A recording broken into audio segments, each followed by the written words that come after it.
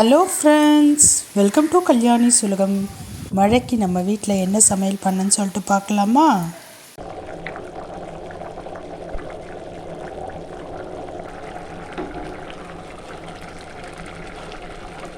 கொஞ்சம் அட்ஜஸ்ட் பண்ணிக்கிங்க.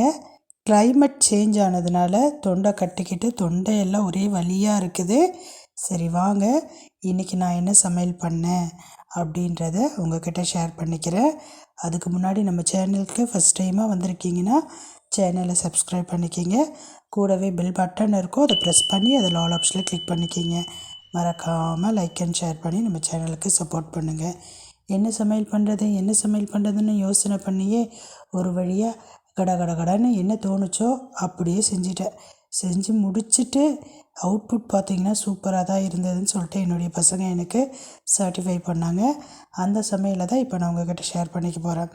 ஒன்றும் இல்லைங்க, அரிசியை முதல்ல கழுவி ஊற வச்சுட்டேன்.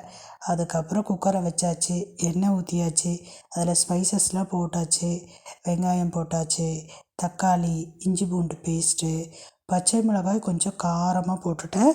கூடவே பார்த்திங்கன்னா கேரட், உருளைக்கிழங்கு தான் ஃப்ரிட்ஜில் இருந்தது, அதையும் நறுக்கி சேர்த்துட்டு நல்லா கிளறிட்டு கொஞ்சமாக மிளகாய்த்தூள், கொஞ்சமாக மஞ்சள்தூள் சேர்த்துக்கிட்டேன். ஏன்னா பச்சை மிளகாய் நல்லா காரமானதாக ஒரு 4-5 பச்சை மிளகாய் சேர்த்துக்கிட்டேன். அதை பேலன்ஸ் பண்ணி கொஞ்சமாக கலருக்காக மிளகாய்த்தூளும் மஞ்சள்தூளும் சேர்த்து நல்லா வதக்கிட்டு ஏற்கனவே நம்ம அரிசியை கழுவி ஊற வச்சுருந்தேன் இல்லைங்களா, அதுக்கேற்ற மாதிரி தண்ணி அளந்து ஊற்றி அதையும் சேர்த்துட்டு நல்லா மிக்ஸ் பண்ணிவிட்டு டேஸ்ட் பண்ணி பார்த்தேன். உப்பு காரம்லாம் கரெக்டாக இருக்கா அப்படின்ட்டு ரொம்பவே கரெக்டாக இருந்தது. அதுக்கப்புறமேட்டு ஒரு கொதி விட்டேன். எப்போவுமே இந்த மாதிரி வெரைட்டி ரைஸ்லாம் செய்கிறப்ப, குறிப்பாக சாப்பாட்டு அரிசியில் செய்கிறப்ப கொஞ்சம் தண்ணி எக்ஸ்ட்ராவாக வச்சு ஒரு கொதி வந்த பிறகு தான் நான் பார்த்திங்கன்னா குக்கர் மூடி போட்டு விசில் போடுவேன். இந்த டைம் நல்லாவே கொதிக்க விட்டுட்டேன். ஒரு அரை பங்குக்கு மேலே அரிசி வெந்துருச்சு. தண்ணி பார்த்திங்கன்னா கொஞ்சமாக இருக்கிற மாதிரி பார்த்துக்கிட்டேன். இந்த மாதிரி அரிசி பாருங்கள், அரை பக்குவத்துக்கு மேலே வெந்துருச்சு.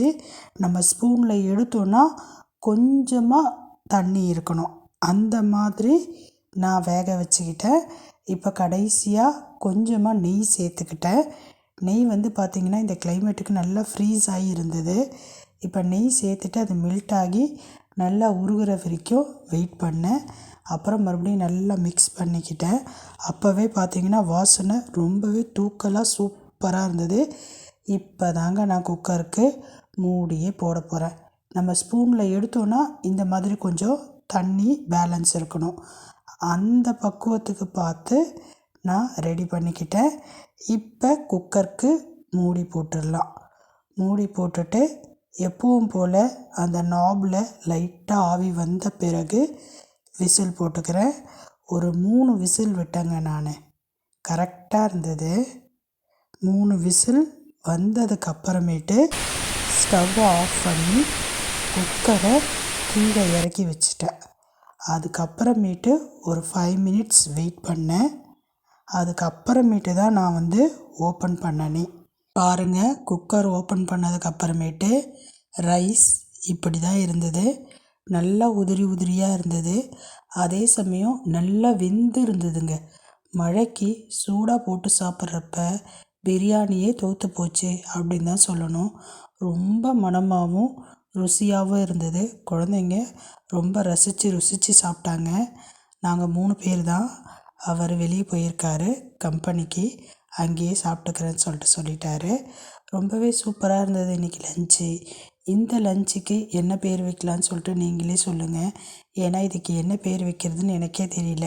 வெஜ் ரைஸா, ப்ளைன் பிரியாணியா, புலாவா, எந்த பேர் வச்சா கரெக்டாக இருக்கும், பொருத்தமாக இருக்கும் அப்படின்னு சொல்லிட்டு நீங்களே கமெண்ட் செக்ஷனில் சொல்லுங்கள்.